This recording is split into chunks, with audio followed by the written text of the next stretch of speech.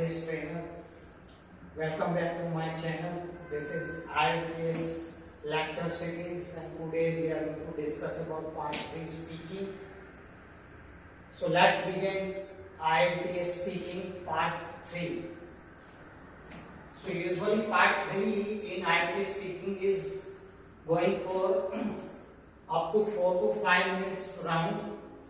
It is basically called follow-up or interview kind of a question round, wherein examiner would ask around 5 to 6 questions and you need to answer those questions in a length. You need to always expand your answers and you must pick at least 5 to 6 sentences, nothing less than that. So let's talk about speaking part 3. Again, firstly, we will talk about marking criteria. So as discussed in earlier episode, there are 4 major marking criteria, and these criteria are divided into 4 areas. So first area is your fluency and coherence. So in fluency and coherence, you should speak continuously up to your answers. So you should not deviate from answer first, and you should speak continuously without any hesitations, pause or repetitions of word. So your flow should be continuous. And coherence means your ideas should be orderly, should be spoken, and it should be in orderly manners or chronological manner. Second criteria is pronunciations.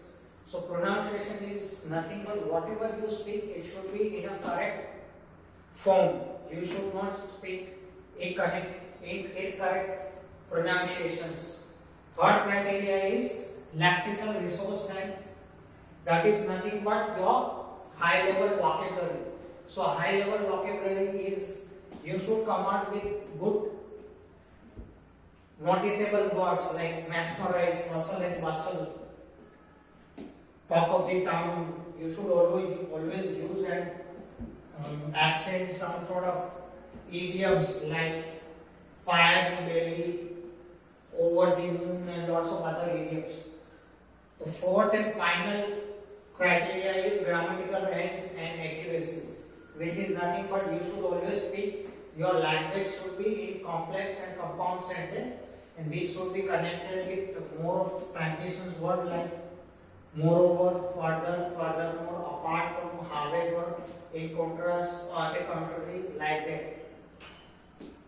Apart from that, you should use the correct usage of tenses depending on your situation. Okay, so whenever you use any tense, it should be a situation and should be in correct form. Now let's talk about do's and don'ts of part 3.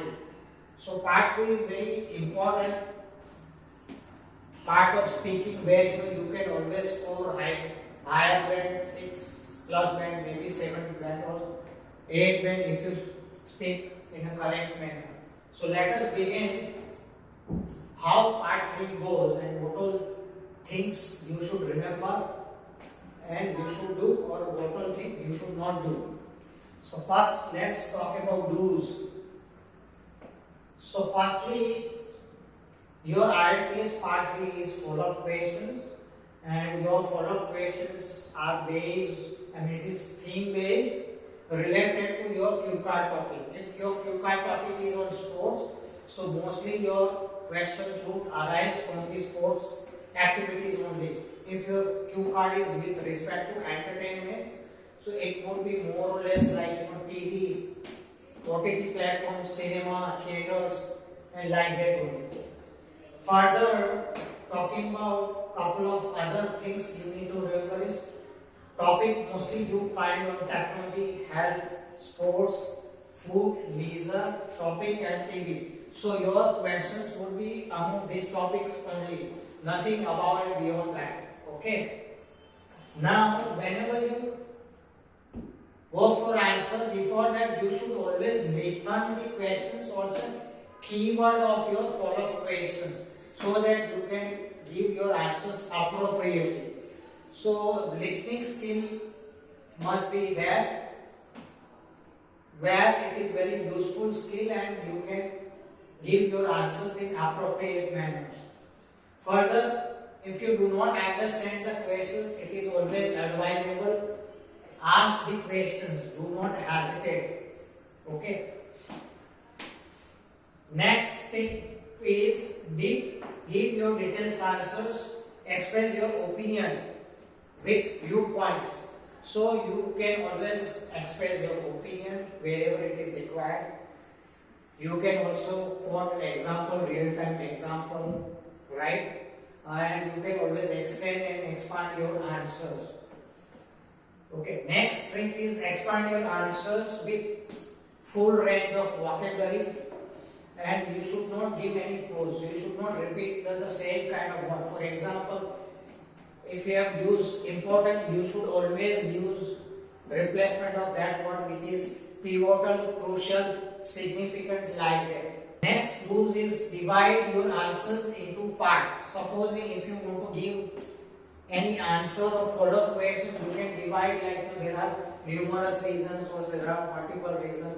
First reason is this, second is this, third is this, or else you can use firstly, secondly, thirdly, and finally. So this kind of answers can be divided into part and always stretch your answers. Moreover, you should always use modal auxiliary frequently. So modal auxiliaries are can, could, will, would, shall, should, may, might, must. So these kind of auxiliary you must use in speaking. It will give you more maths. Further, you can use transitions word, connectors like however is a good connectors, though, although is a good connectors. In contrast, if you are giving answers or putting up argument in opposite, you can always use in contrast, on the contrary, likewise. So now, and this is what we understood about do's. Now we'll talk about don'ts. What are the things you should not do while speaking? तो काफी बार students को problems आती है, बोलने में झिझक होती है, हेजिटेशंस होता है, तो आपको ये सारी चीजें करनी नहीं है. आप जब भी स्पीकिंग करते हो तो आपका स्पीकिंग मोनोटोन नहीं होना है, मतलब बोरिंग नहीं होना है. You should be speak with smile and excitement. ऐसा डल वे में आपको बोलना नहीं है और आपका स्पीच स्लो नहीं होना है. उसके बाद में दूसरी चीज आपको ध्यान में रखनी है, do not get panic. Many times examiners आपको व्हाई या अपार्ट फ्रॉम फर्दर ऐसा कुछ पूछेंगे तो आपको आराम से उसको आंसर देना है, rather be panicking. Further you should not memorise your answers. जब भी आपको आंसर देना है, कोई कॉपी कैट है तो मेमोराइज आंसर नहीं देना है. You should always give your answer as per your experience or as per your knowledge, rather giving the copycat answers. Another thing you should remember is do not overuse of words. Many times student hurriness में है, एक ही word repeat कर लेते हैं, दोबारा use कर लेते हैं और से फ्रीक्वेंटली यूज करते हैं. For example so many times they use instead of so, therefore you can use therefore, thus, and such kind of word you can always use. आपको अपने स्पीकिंग के दौरान हेजिटेट नहीं होना है, आपको पॉज नहीं देना है, ऐसा वर्ड यूज नहीं करना है. ये सारे पॉज हो गए. आपको आपका कोई भी वर्ड अगर इनकरेक्ट हुआ है तो आपको रिपीट नहीं करना है या तो रेक्टिफाई नहीं करना है, अदरवाइज आपका फ्लुएंसी अफेक्ट होगा. इसकी वजह से आपका बैंड कम आ सकता है. Okay. So these are the couple of things you should always remember and do not apply during your speaking. Last but not least, you should always use frequently idioms wherever it is relevant.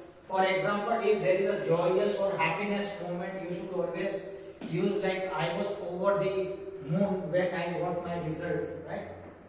For example, if topic is with respect to news or advertisement, so if you are talking about any story or something, you can always write or so you can always speak.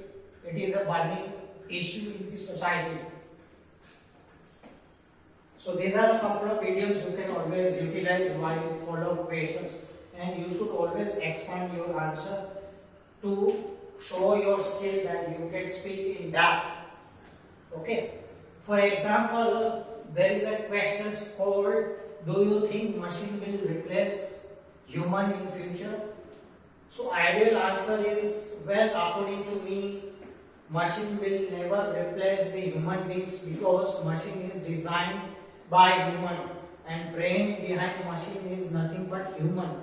So machine will never ever replace human beings. Another example, if I want to give, do you think that people can live without computer or internet in future? No, I don't think so, because nowadays more and more people are habituated with computers and internet, but using of more computers and internet gives more stress and strain to human beings. So many educated people prefer to take rest while using computers or say internet.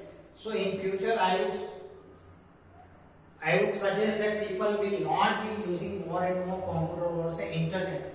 They will have that sense and they will discourage to use excessive use of internet and computers. So this is all from my end. I hope you guys have enjoyed this session. Thank you very much and see you again for the next sessions.